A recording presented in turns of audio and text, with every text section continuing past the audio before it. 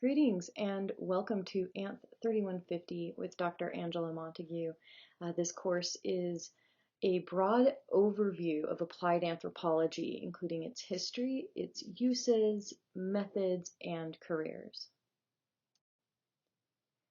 This lecture should be fairly short. I wanted to introduce myself and then go over the requirements of the course and then introduce you very briefly to applied anthropology and kind of the topics that we will be addressing this week and throughout the semester. As you probably already know, my name is Angela Montague, and I received my PhD in cultural anthropology in 2014 from the University of Oregon. That research that I did for my dissertation focused on international development and tourism. I'm really interested in the uses of culture for social, political, and economic goals, which is something I found in this festival in the desert, which took place in Mali from about the beginning of this century until 2012, when Mali kind of disrupted into conflict. I worked with Kelansar Tuareg, an ethnic group of nomadic pastoralists who traditionally herded camels, goats, and sheep, as well as garden in oases around the Sahara Desert. This map shows the country of Mali, and the Sahara Desert is everything kind of in that top right area from Timbuktu to Gao, everything above the Niger River there. I spent several years researching this globally acclaimed world music festival in northern Mali, as I mentioned, called the Festival in the Desert, where local Tuareg had gathered Malian, Tuareg, African, non-African bands to perform for a largely Western tourist-based festival goers. In 2012, a group of extremists from North Africa joined with some Tuareg rebels or revolutionaries, depending on which side you're on, to attempt to found an Islamic state in Mali's northern regions. The area is still rife with conflict. I hope someday to go back, but my research has really taken different directions because of the insecurity in that area. Right now, I am working on a research project addressing refugee health disparities and outcomes through community-based participatory research. We'll talk about community-based participatory research later in the semester. We are working on this project in order to develop a refugee-led community health board here in town. I work with, the we in this is Dr. Jess Lucero, who is the principal investigator. She's a social work professor here at Utah State University. And then I'm working with a pre-med student, Rachel Hyman, and a couple of undergrads, Tim Light and Tirhas Tefere, both of whom graduated just recently from Utah State. The purpose of this research is to define key health conditions impacting the refugee community here in Cache Valley and to identify and address systems issues that impact access to healthcare. The study will help us learn more about health disparities as well as key health conditions that affect the refugee community and may help us to design interventions that help with promoting positive health outcomes for the refugee community. And a great thing that came out of this research last year when the initial pandemic shutdown occurred was that we had access to community leaders that helped us and the Cache Refugee and Immigrant Connection, CRIC, here in Logan, to reach out to refugee communities and get them help for understanding the pandemic. Many of them came down with COVID because they worked at the meatpacking plant up here in Hiram, and we were able to get them food and personal protective equipment, etc. So it was a really ended up being even more applied than we initially had wanted due to the pandemic. I also wanted to plug the anthropology department's new fully online anthropology major. Some of you may already know about this. We have a couple people who have already declared the online major. This course is a requirement for that online major. Also, for many of our majors in the online program, you will be able to do a practicum experience. This is like an internship, and it provides practical experience in applied anthropology. Um, Students will work collaboratively with agencies engaged in applied research to use anthropological knowledge and skills to solve real-world problems. Students in this practicum program that will engage in activities such as research, grant writing, data analysis, and program implementation and/or evaluation for governmental and non-governmental, nonprofit and for-profit organizations such as health clinics, schools, police precincts, churches, community development agencies, tourism-related organizations, national parks and museums. And students can do this at the local, regional, national, or international level, depending. So if you're interested in this, reach out to me. This is for exceptional students who really want to apply their anthropological training in a practicum experience. Okay, I'm just going to read over the next couple slides just some parts of the syllabus that I want you to pay particular attention to. This is a 3-credit course in anthropology that introduces students to the field of applied anthropology, including discussions of its emergence, its applications and usefulness, the methods and skills that practitioners use in their daily lives, and career options in the field. Really, this course meets 3 needs that have been frequently expressed by our students in the department. First, it provides an introduction to and practice in the use of various field method techniques that are part of mostly the cultural anthropologist's toolkit. Second, it introduces the range of careers that students with an interest in applied anthropology might consider, especially those who don't see themselves going on to grad school or maybe not working in the academy even if they do go to grad school. And finally, it introduces students to the skill set needed to be able to identify career options and to effectively market their skills to potential employers. So really, in summary, this course answers this ubiquitous question: what can I do with a degree in anthropology? How can I make myself marketable to employers who don't know what anthropology is? And how can I find out more about what anthropologists do in the real world? By participating in this course, you will identify the key debates and anthropologists associated with the history of applied anthropology. You will apply anthropology's ethical guidelines to complex real-world situations you may encounter conducting anthropological fieldwork. You will analyze the colonial legacy of anthropology and assess ways that we as anthropologists can create more democratic relations in our work.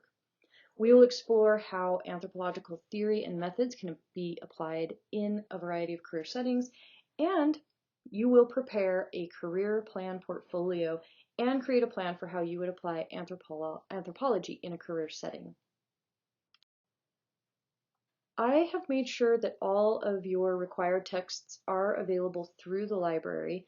The main 2 books we will read quite a bit from are Riel Nolan's book, Handbook of Practicing Anthropology, and Catherine Besteman's Making Refuge, which Making Refuge we will read in its entirety weeks like 5, 6, and 7 or something like that, and then you will have a midterm on that book. You may want to purchase it if you're like me, you really prefer a paperback book, but you can access both of those books as well as all other readings via Canvas or the library. There are 4 main categories of assignments that will be used to evaluate your work in this course. And the first one is these weekly discussions and reflections. Each week you are going to create a discussion post that includes a reflection on that week's readings and exercises. These will be due by Friday night, so be sure to complete the readings and activities early in the week so you have time to process and reflect. Your post should be a full paragraph, and it is highly recommended that it end in a thought-provoking question. You will then respond to 2 posts. 1, the facilitator's or the professor's post for the week, and 2, at least one other classmate's post. Canvas will drop your 2 lowest scores on this, so if you want, you can skip 2 weeks. Definitely don't skip the week you're supposed to facilitate because I want to see a lot of engagement. But you can do them all and just have Canvas drop 2 of those. The second category of course requirements will be these homework exercises which will culminate in a career plan portfolio. These are weekly exercises that are designed to help you design an anthropology career that suits your lifestyle, your values, your goals, and background. I recommend creating an electronic file with each of the prompts and your answers, and then regularly reflect on these exercises even after course completion. You should also keep cumulative evidence of research about relevant organizations and positions, network contacts, etc. For example, you might want to list websites you've looked at, contact information for individuals or businesses, organizations that you are interested in, list of job titles and skills needed for completion of job tasks, any kind of networks to be contacted for the research project, but also beyond this course. Really, the idea here is to create a portfolio of your dream job. The third category is broadly labeled participation, and there's just three exercises in here. So I think it's week 3, you'll do an ethics exercise where you read over an ethical dilemma that an anthropologist has faced. You will then write a reflection on what you would do in that situation. You will then read another classmate's reflection on their ethical dilemma and respond in a peer review on Canvas. Also, to model participatory, student-centered, engaged, democratic learning, I left several weeks unscheduled, and basically you will help me curate the syllabus based on student interest. So basically we'll curate the readings for that week. I already have plenty of readings for these topics, but what I would really like you to do is think about what career field you may be interested, or what topic issue you may be interested in from an applied anthropology perspective. And you will find potential readings, maybe films, websites that you can assign to your classmates. And then you'll also facilitate discussion the week that we cover the topic or reading of your choice. This will be done on Canvas through the discussion board, and you will basically be in charge of creating the discussion question that's required of all students that week.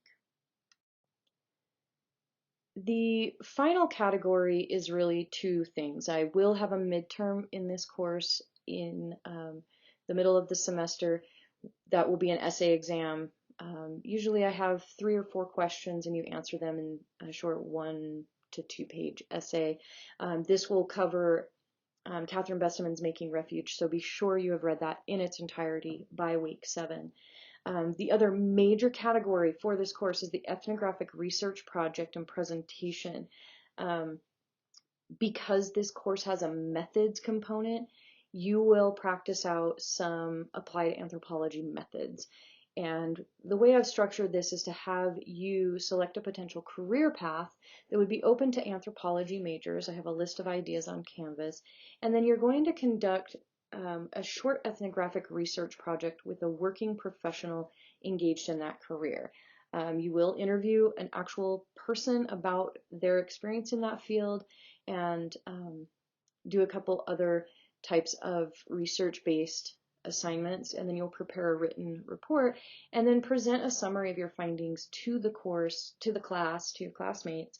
Either with like a PowerPoint is fine. You can record a video, you can make a podcast, whatever type of presentation you want. You do need to identify, contact, and start building rapport with at least one key informant as soon as possible, because you will be doing, I put 2 ethnographic interviews here, but really I think what I broke it down into is like a life history kind of career information conversation. I found my students often kind of combine that into one interview, but then you'll also want to research, the organization that this person works in, and that can also be an interview. And just shoot me questions, because this is such an individualized process. Many students have different types of questions. So just reach out to me. I'm available over Zoom, email, phone. Just make sure you don't leave it till the end of the semester. On this slide, I have provided just an overview of the week's topics that we'll cover, and then kind of the major assignments that are due. You'll notice On the right-hand side where the due dates are, I have CP1, CP2. That stands for Career Portfolio. And not to be too confusing, but most of those exercises come from a book by two anthropologists, applied anthropologists, Sherilyn Briller and Amy Goldmaker. And the number next to those is the number of the exercise in the book. And if you're interested in that book, I'll put a link for that up online. Something that you want to be thinking about right off the bat is what types of, quote, domains of practice you may be interested in. I've listed a number of examples here of types of places or topics that anthropologists have focused on and worked in, things like environmental protection or just doing research on culture and environment. Anthropologists work in NGOs, non-governmental organizations. They also work in the federal government, maybe even in the United Nations, right? That's kind of a governmental body. They've worked in the military. We work in tourism, museums, heritage. We work with refugees and immigration. There's medical anthropologists, public health professionals. We have anthropologists who go into education as well as anthropologists who study education and educational policy. We work in economic and international development, again, doing research and policy work, and many anthropologists engage in humanitarian work. So, what is applied anthropology or practicing anthropology? Basically, we could roughly define applied anthropology as the use of ideas, techniques, and data drawn from any of the four traditional fields of anthropology: biological anthropology, archaeology, cultural anthropology, or linguistic anthropology, in the attempt to contribute to solutions to these, quote, real-world problems. As I mentioned on the previous slide, applied anthropologists work for groups that promote, manage, and assess programs aimed at influencing human social conditions in whatever broad way that may happen. Also kind of within this rubric is public anthropology, and this is where we aim to communicate with non-anthropological audiences and have an impact on critical issues of wide social significance. I would say that Catherine Besteman and the book that you'll read, Making Refuge, kind of shows both worlds. Like she actually worked in the academy as an academic anthropologist, but she also really applied her research to the problems that refugees faced in Lewiston, Maine. But she also communicated with the general public in an anthropological way. So this is just a kind of an overview of what we mean when we say applied anthropology. As I mentioned, historically we think of anthropology as a four-field discipline where you have the study of cultures and societies of human beings and their very recent past in cultural anthropology. And then you have the study of past societies and their cultures, especially using the material remains of the past, such as tools, food remains, and places where people lived through archaeology. We have linguistic anthropology, which is the study of language, especially how it's structured, the evolution, and the social and cultural context of language, really that interplay between language and culture. And then we have this says physical anthropology, but we call it biological anthropology. It's the study of human evolution and variation, both past and present, includes the field of primatology. In your readings and throughout the course, you'll hear a lot of people mention this kind of fifth field debate regarding applied anthropology. Is it a fifth field? Is it just a method? Is it an approach? I like this image because it really shows, anthropologists aim to use holism. And it used to be that we did more holistic research in this way, where we're looking at biological, cultural, archaeological, and linguistic data of a group. But now we've really split off into these separate groups. And many departments don't even have a linguistic anthropologist anymore. They often work in a linguistics department. But I like this image on the right because it shows the traditional four fields of anthropology, and then kind of shows how applied work as well as theoretical development kind of happens outside of this. Interestingly enough, many would now add medical anthropology as a fifth field, but it's also kind of thought of as more applied. Some medical anthropologists are more biological leaning, some more cultural leaning, but again, it's really a combination of biological and cultural understandings of health and wellness. But there's just some examples here of different anthropologists who work in applied settings, like a cultural anthropologist who works in, say, a development agency or writing policy. Many biological anthropologists work as forensics experts. Archaeologists will work for the federal government, cultural resource management. Linguists may teach ESL or something else. Medical anthropologists may be trained as physicians or midwives. So, I'll leave it up to you, but you will hear people talk about this fifth field and as a way of thinking about applied anthropology. One thing we will spend quite a bit of time on during the first part of the semester is how does applied anthropology differ from, quote, academic anthropology? Broadly, you could say applied anthropologists have a main goal of making some kind of social change rather than just creating knowledge for its own sake. The orientation of applied anthropologists is very value explicit rather than value neutral. Many times applied anthropologists, employers and audiences are not academic institutions and students, but instead agencies and clients. And really a lot of the motivations here are about giving back and affecting positive change. But it's pretty interesting because, again, many of us, like myself, who work in an academic setting are really trying to blend these worlds, right? I am teaching students, I am producing academic literature, but I am also working with local agencies and applying my research to social problems.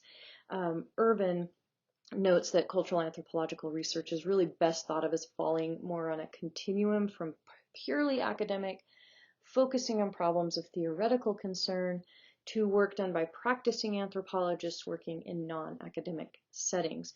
Really, studies of social issues, policy analysis, and applied academic work fall really in the middle, and that's where I kind of find myself.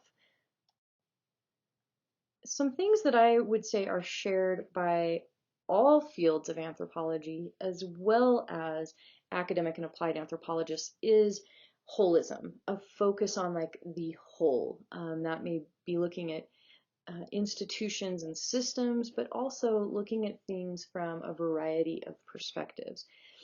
We also always aim to apply cultural relativism, which is looking at something from someone else's perspective. So having an awareness of and a respect for differences of opinion and almost reality to a certain point, depending on how different the culture is.